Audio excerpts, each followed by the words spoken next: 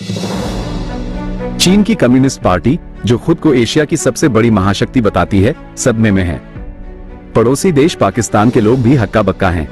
अंग्रेजों की तो हालत सबसे खराब है। उनकी मानसिक स्थिति इतनी बिगड़ गई है कि उन्हें जल्द ही किसी मानसिक अस्पताल में भर्ती कराने की जरूरत पड़ सकती है। ये सब लाजमी है क्योंकि पिछले 24 घंटों में एक ऐसी खबर आई है जिसने इन तीनों देशों को 440 वोल्ट नहीं बल्कि 880 वोल्ट का झटका दिया है। यहाँ तक कि भारत में भी कुछ लोग जो दशकों से भारत की आलोचना और भारतीय अर्थव्यवस्था को कमतर करके अपना जीवन यापन कर रहे थे, उन्हें अब स्थायी रूप से चुप कराया जा रहा है। उनकी कमाई का जरिया भी बंद होने वाला है। लेकिन ऐसा क्यों हो रहा है? यही कारण है कि अब मैं आपको उस खबर के बारे में विस्तार से बताने जा रहा हूँ। आपको क्या लगता है? कमेंट करके जरूर बताइए। दोस्तों, वीडियो को शेयर जरूर करें और चैनल को सब्सक्राइब कर लें। वीडियो देखने के लिए जरूर धन्यवाद कहेगा।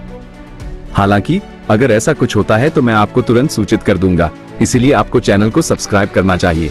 दोस्तों, पिछले कई सालों से भारत सरकार का एकमात्र लक्ष्य जल्द से जल्द $5 ट्रिलियन की अर्थव्यवस्था हासिल करना रहा है। हम इसके लिए इसलिए लक्ष्य बना रहे हैं क्योंकि जिस दिन ऐसा होगा, भारत की अर्थव्यवस्था दुनिया की तीसरी सबसे बड़ी अर्थव्यवस्था बन जाएगी। अमेरिका पहले स्थान पर, चीन दूसरे स्थान पर और भारत तीसरे स्थान पर होगा। फिलहाल पहला और दूसरा स्थान तो पक्का है, अमेरिका और चीन। जर्मनी, जिसने हाल ही में जापान को पछाड़ दिया है, अब तीसरे स्थान पर है, जिससे जापान चौथे स्थान पर चला गया है। ये बदलाव इसलिए नहीं हुआ क्योंकि जर्मनी तेजी से आगे बढ़ा, बल्कि इसलिए हुआ क्योंकि जर्मनी और जापान दोनों की जीडीपी घट रही थी, जिसमें जापान की जीडीपी तेजी से गिर रही थी। फिलहाल जर्मनी की जीडीपी $4.5 ट्रिलियन है और जापान की $4.1 ट्रिलियन है। हालांकि भारत ने हाल ही में एक बड़ा सरप्राइज दिया है। नवीनतम रिपोर्टों के अनुसार भारत की जीडीपी, जो $3.7 ट्रिलियन पर स्थिर थी, अब लगभग $50 बिलियन की भारी छलांग लगाकर $3.94 ट्रिलियन तक पहुंच गई है। अब भारत को अपने जीडीपी में केवल 50 से 55 बिलियन डॉलर जोड़ने की जरूरत है, जो आने वाले हफ्तों में होने की उम्मीद है, $4 ट्रिलियन तक पहुंचने के लिए। ये भारत को जापान को पार करने से सिर्फ $100 बिलियन दूर रखे।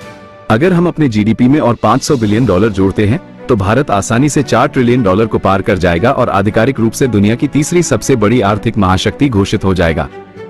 हालांकि यह चुनौतीपूर्ण लग सकता है, ये वास्तव में काफी संभव है क्योंकि भारत की जीडीपी वृद्धि कई तिमाहियों से लगातार 7% से 8% के बीच रही है। अगर हम इस विकास दर को बनाए रखते हैं तो हम चालू वित्त वर्ष 1 अप्रैल 2024 से 31 मार्च 2025 में अपने जीडीपी में लगभग $350 बिलियन आराम से जोड़ सकते हैं। इसका मतलब है कि हम इस साल जापान को पार कर लेंगे और जर्मनी के साथ अंतर को कम कर देंगे। 2025 तक भारत अपने जीडीपी में और $400 बिलियन जोड़ सकता है, जो संभावित रूप से जर्मनी को पार कर सकता है। भारत के पास सभी ताश के पत्ते हैं। सही आर्थिक सुधारों और विकास रणनीतियों के साथ 2025 तक जर्मनी को पार करना कोई बड़ी बात नहीं है। असली चुनौती $5 ट्रिलियन के आंकड़े तक पहुंचने की है, जिसमें मौजूदा विकास दर पर अतिरिक्त 1.5 से 2 साल लग सकते हैं। अगर भारत किसी तरह अपनी विकास दर को 8.5% से 9.5% तक बढ़ा सकता है, तो हम $5 ट्रिलियन के निशान के बहुत करीब होंगे, जो आधुनिक भारत के लिए एक ऐतिहासिक उपलब्धि होगी। इस बीच ब्रिटेन को गंभीर आर्थिक चुनौतियों का सामना करना पड़ रहा है। इसकी अर्थव्यवस्था घटकर लगभग $3.4 ट्रिलियन हो गई है।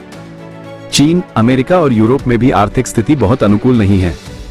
पड़ोसी पाकिस्तान में इस बात की बहुत चर्चा है कि कैसे भारत, एक ऐसा देश जिसने उनके साथ स्वतंत्रता प्राप्त की थी, अब दुनिया की तीसरी सबसे बड़ी अर्थव्यवस्था बनने के वर्ग पर है, जबकि वे अपने देश को दिवालिया होने से बचाने के लिए संघर्ष कर रहे हैं। वीडियो देखने के लिए शुक्रिया। अपनी राय कमेंट्स में जरूर शेयर करें और चैनल को सब्सक्राइब करना न भूलें। अगर कुछ भी हो तो मैं आपको तुरंत सूचित कर दूंगा, इसलिए चैनल को सब्सक्राइब करना न भूलें।